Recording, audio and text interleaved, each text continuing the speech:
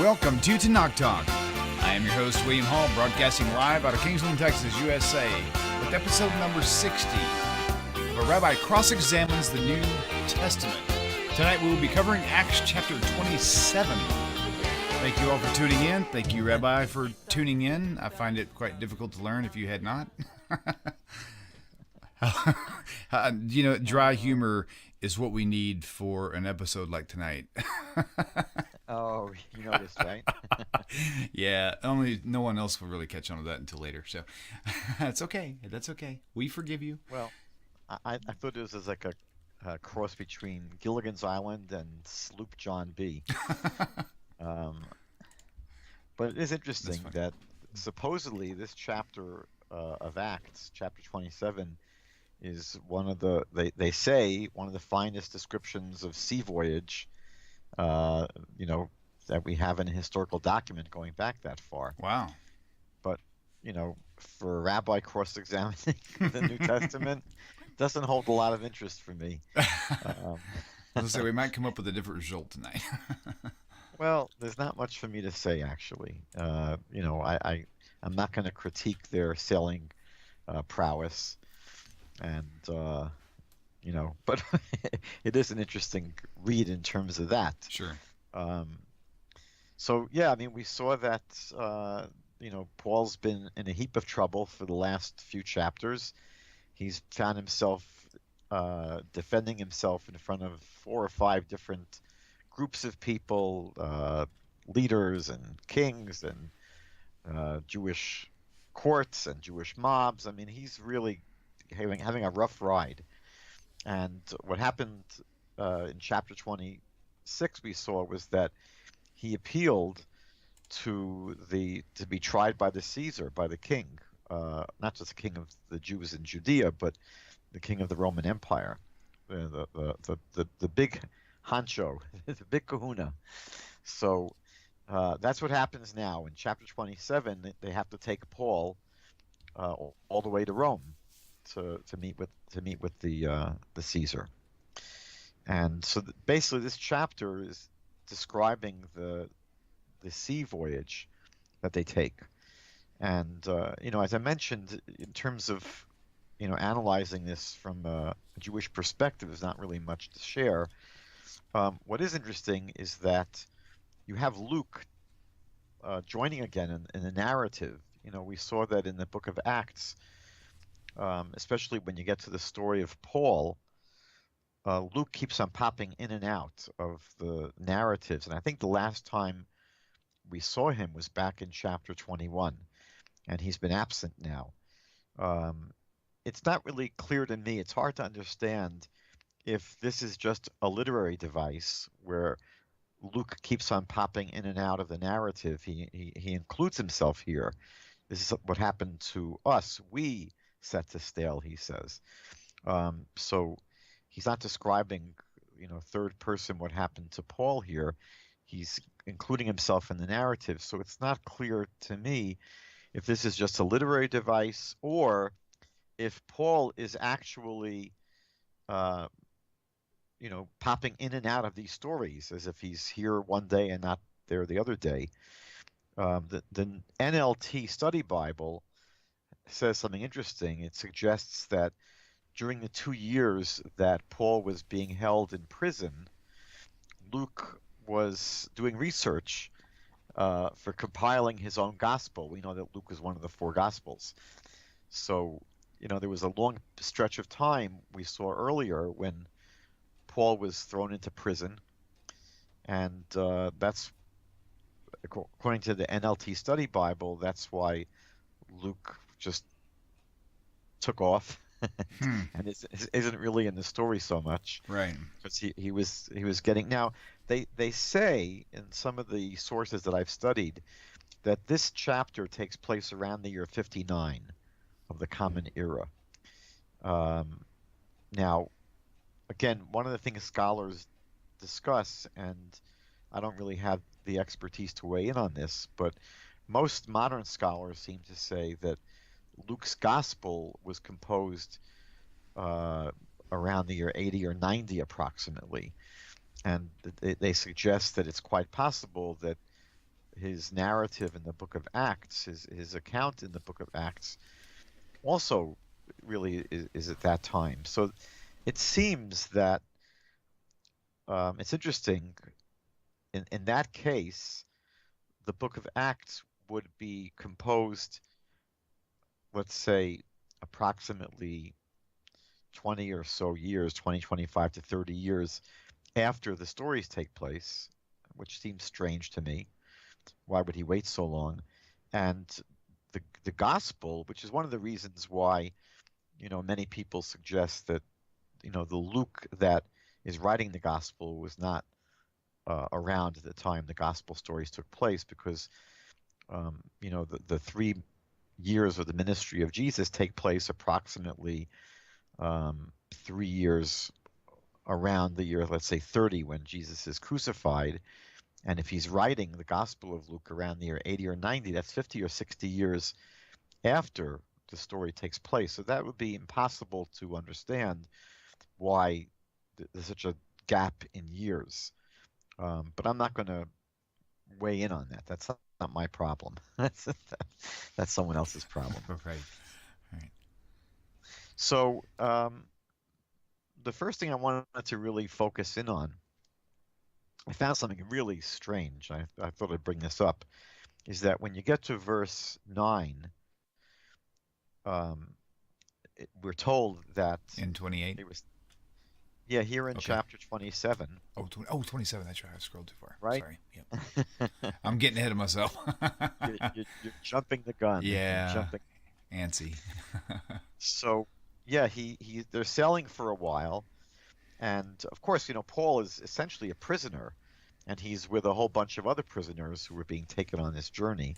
So that you can imagine this ship that they're on has guards, and it has prisoners, and they're sailing for a while. And then we're told in verse 9 that when they're sailing for a while, it became very dangerous because the fast was already over.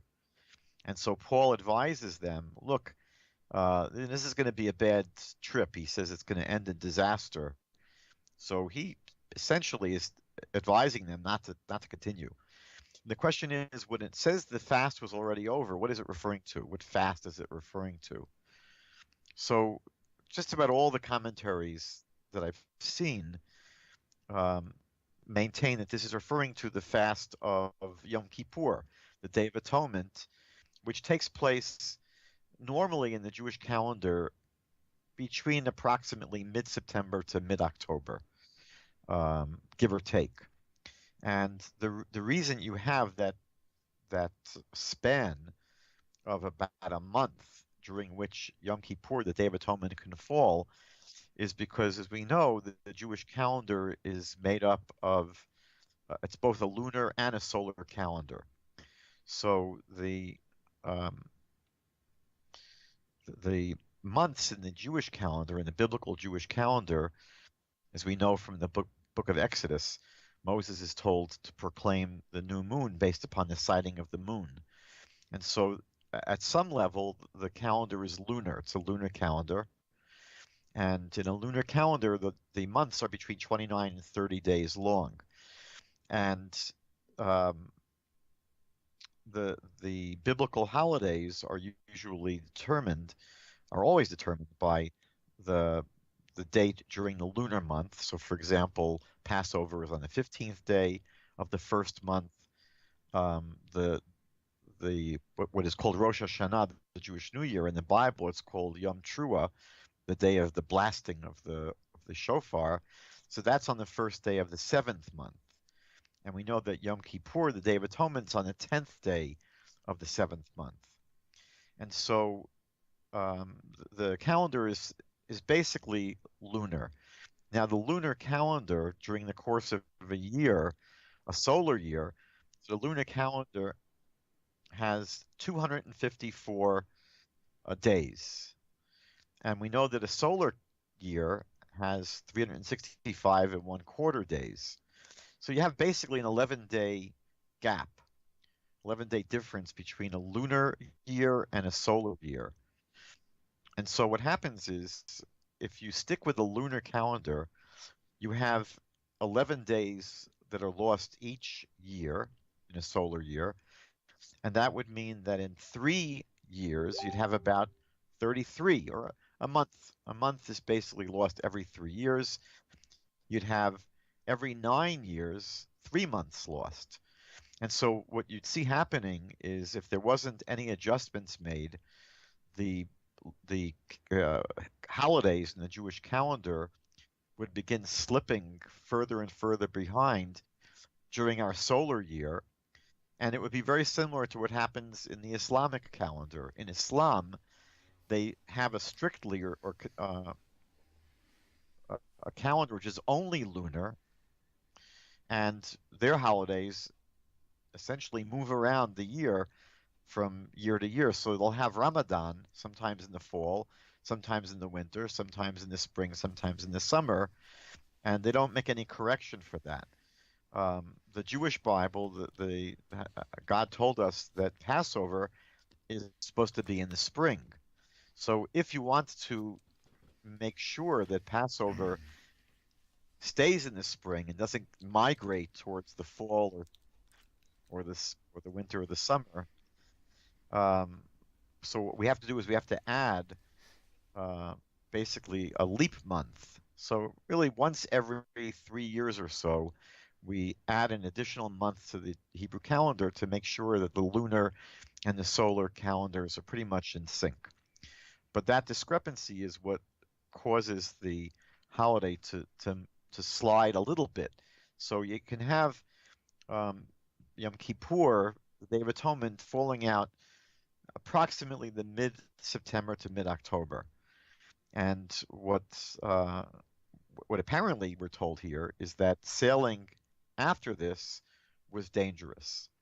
So that's I guess the technical part of this passage. But what I found really fascinating was the comment made by David Stern in his commentary to the New Testament, and he's coming from a Messianic Jewish point of view. So I'm going to read you what David Stern says, and when I read this, I fell out of my chair. So again, he's going on this phrase which speaks about, and they were sailing because the fast was already over. There's a mention that Yom Kippur had passed. So are you having a hard time hearing me? No, you're doing good. You're doing fine. Okay, because I'm hearing like the Twilight Zone on my end sometimes. Like you're alone in the room. I'm trying to keep a straight poker face here. Okay, gotcha. Yeah, we're good. We're good. Go right ahead. Okay.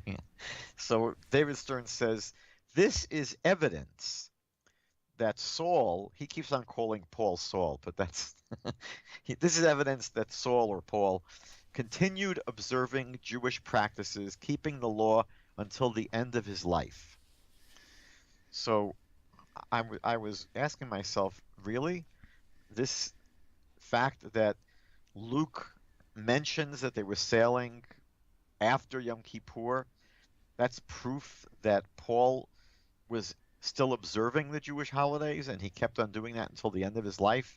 I mean, if that's evidence, then what you see from this is how desperate David Stern is to keep Paul within the fold. I think that as we'll see when we get to the book of Romans soon and Galatians, I think it's very hard to make the case that Paul remained Torah observant. And I've tried to show in the book of Acts that already, his colleagues back in Jerusalem, like James and Peter and John and the whole crew, they certainly seem suspicious of whether he is Torah observant. And I think that all of the historical evidence, especially what we have from the 2nd century where the Ebionites and the Nazarenes they accuse Paul of being a heretic from keeping the Torah. So here, if David Stern has to use this as evidence, he calls this evidence that Paul continued observing Jewish practices, keeping the law until the end of his life. I think he's on very shaky ground. This is, to me, far from evidence. Do you think so? I think so too. I mean, well, see, I was, how I was before. Before I was very locked and dead set on Paul being a Torah keeper, And I've seen a lot of stuff throughout the New Testament, but as we're going through one verse at a time, you're kind of spoiling my parade. I really had this all figured out. So, and apparently, there's just a lot of things that are still there that are easy to overlook, that you seem to be digging out of the haystack, which is very important stuff that I've just never thought of before. So, I'm kind of Yeah, and again, you know what? I want to emphasize that I'm not claiming to have, as David Stern says, I don't know if I have evidence that Paul was not Torah observant. I just think that it's a hard case to make, and I think that, a lot of indications are that he isn't. But if this is all the evidence you have, then I think this is really bad news. maybe the only thing he was trying to push was because he didn't sail on the Day of Atonement, he waited. But then again, that's kind of weak too. That's almost like saying something like Moses drank water, Paul drank water. Hello, can't you see the connection? I saw a post on Facebook like that, so it's kind of redundantly not necessarily so important to point out certain points that really may or may not connect. No, I think here actually, unless I'm misreading it, I think they were sailing on Yom Kippur. What Right? It what says verse is that at? in verse 9, 9. No, right? Much time had been spent, right. and I think I'm using New King James Version here. Okay. So they were sailing for a while, and the sailing now became dangerous because the fast was already over, meaning they had been sailing. Now Yom Kippur was passed, and now Paul's saying, look, guys, I think we got to, rethink this, because after Yom Kippur, it's becoming dangerous to travel. Apparently, that was those are the conditions of the sail of the journey back then. This would have been a bad time to travel. Now, the truth is that, if you get on the ship before Yom Kippur, there's no problem with sailing on Yom Kippur. That's not a violation of Yom Kippur. It's not the best place to be. Right. Okay. The atonement, but yeah, that wouldn't be the problem. The problem is that Luke here is just simply mentioning that this was the date, and you have to realize that, back then they didn't have other points of reference that were so easy to refer to. The fact that he mentions that it happened to have been Yom Kippur doesn't prove they were observing it.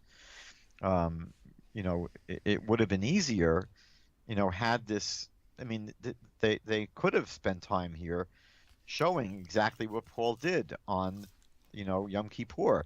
It could have said that he actually fasted. It doesn't say he actually fasted. It says it was that was the day of the fast. So, you could say that it implies that Paul fasted because it's saying the fast was over, and maybe that implies that Paul was fasting. But again, there's more to Yom Kippur than just fasting. But I think that it's far from what I would say is proof. I don't think this really proves anything, and it certainly doesn't prove anything about other things that the Torah required. So they maintain their journey. They ignore Paul's warnings, and it's to their peril. I mean, it becomes, a very, very rocky trip. I just want to point out, this is not a major point, that in verse 20, actually it happens twice in this chapter. So it says in verse 20, now when neither sun nor stars appeared for many days, and no small tempest beat on us, all hope that we would be saved was finally given up. So I've mentioned this before, I think several times in the book of Matthew when we studied it, that here the Christian scriptures are using the word saved or salvation in a way that's more consistent with the way it's used in the Hebrew Bible than the way it's used in, let's say in Christian theology, right? We know that in Christian theology, salvation refers to forgiveness for sins.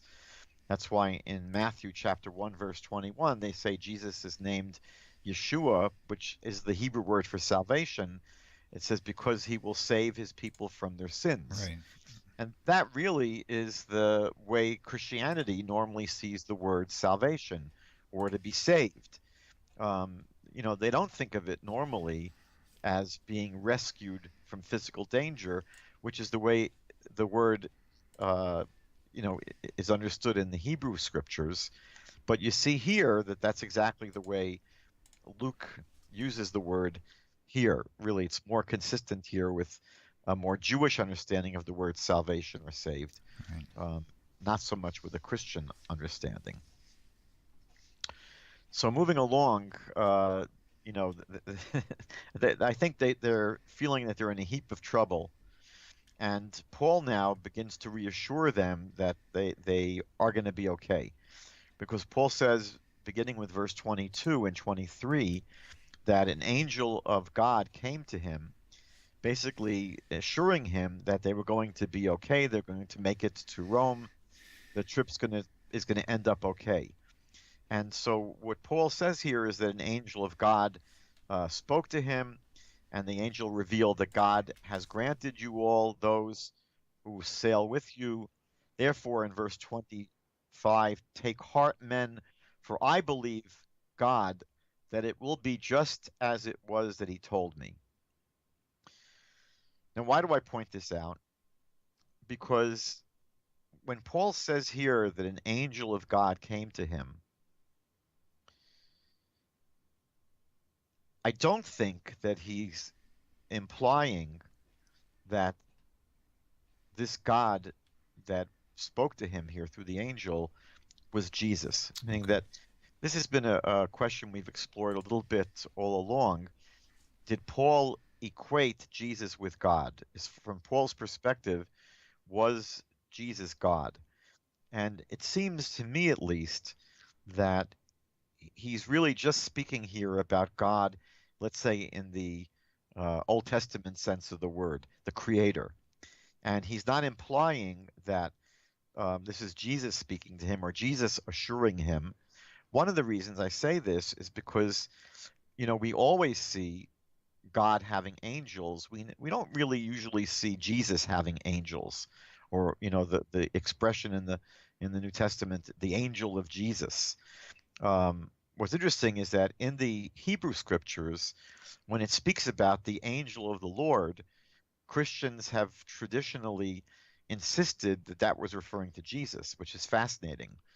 That throughout the Hebrew scriptures, when it uses that expression, the angel of the Lord, that's taken to be a reference to Jesus. But here it speaks about an angel of God, angel of the God. I don't think any Christians would say that that's referring to Jesus. So I think it's interesting how the identification of the angel of God seems to switch between the Hebrew Bible and the Greek scriptures. So that's not such an incredibly significant point, but I just thought of it as a point of interest. And believe it or not, the last thing I wanted to share on this chapter was, again, a minor point as far as the chapter goes. If you swing over to verse 35, so here they talk about finally having some food. And we're told when they had said these things, he took bread and gave thanks to God in the presence of them all. And when he had broken it, he began to eat. So it's interesting that the way I think it's translated in almost every Christian Bible I looked at, it speaks about giving thanks to God and then breaking the bread and eating it. Now, it just sounds strange. Kind of reversed, right? I mean, based on the way Torah teaches that concept. Am I correct? Not just the Torah, but I mean, normally when we Right. think about things, right, you thank afterwards, meaning that what you would do beforehand is ask permission, please. Right? I learned that as a kid, please, and then thank you. Right.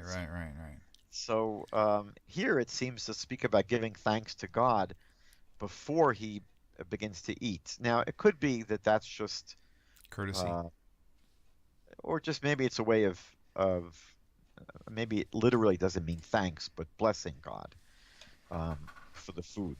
So it's not really clear to me. I don't know the Greek here, but you're right that biblically We know that in Deuteronomy chapter 8, verse 10, so that's the source in the Bible for what we call the Birkat Hamazon, or the grace after meals, because there it speaks about you eating and then being satiated and then blessing God for the food that we've eaten. Right. So that would be basically the Bible's requirement to thank God for having, uh, been satiated with his food, with his bounty. Um, so again, Deuteronomy 8:10 speaks about blessing God for food after we've eaten the food. There's really no source in Scripture for blessing God before we eat the food. Now, how did that get derived? And by the way, that's a rabbinic practice. I mean, it was the rabbis who uh, deduced that we should um, basically bless God for the food before we eat it, which is basically not thanking God for the food, but it's asking permission. Please. Now, why do we say that we're asking permission? So if you go to the Talmud in Tractate Brachot 35a, this is the first tractate of the Talmud. So the rabbis there find a contradiction between two verses in the book of Psalms.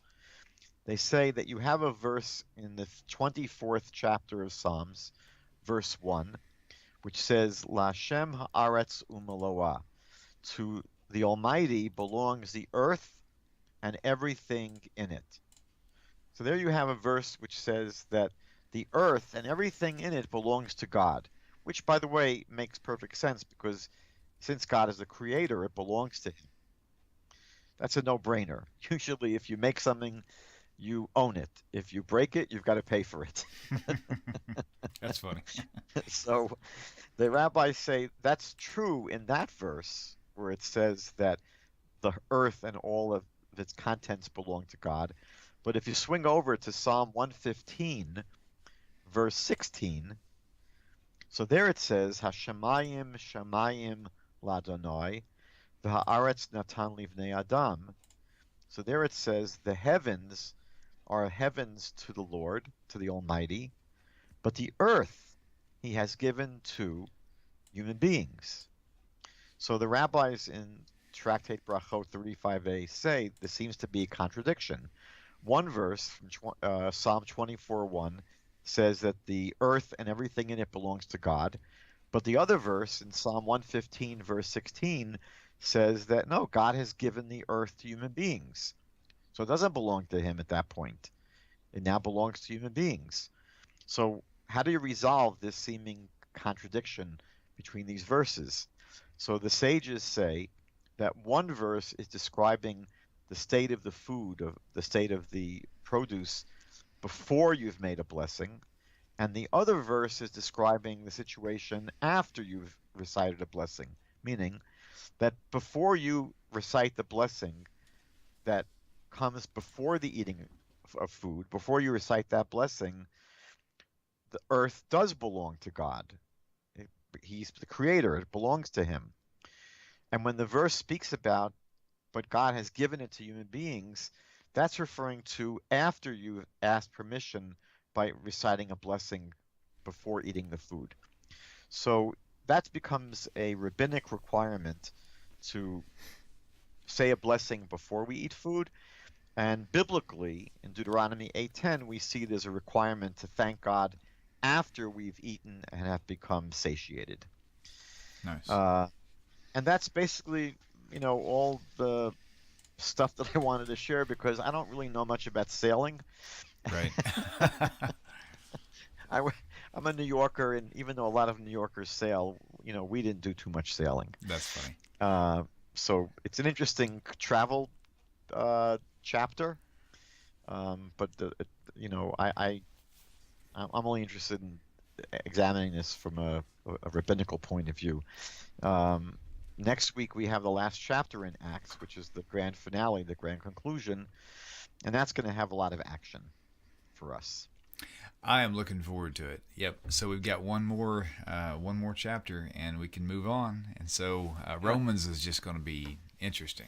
Of course. Oh yeah, that's going to be juicy. Yeah, and we're almost there, so don't go anywhere. If you started this, we're going to be around for a while. This is I was telling Rabbi tonight was episode number 60, as you can see on the screen up there. And and it may take us a while, but when you zoom in really, really close like this, it takes a while to pick through everything. So that's what we want to do. We want to get in there and find out everything we can. So, Rabbi, you did a great job as usual. So good to see you again. So good to see all the people watching out there. Friend. You betcha. Shalom, everybody. Shavua Tov to you, Rabbi, and to all you viewers. Take care, and we'll see you next time. Same time, same place. See you later. Bye, Rabbi.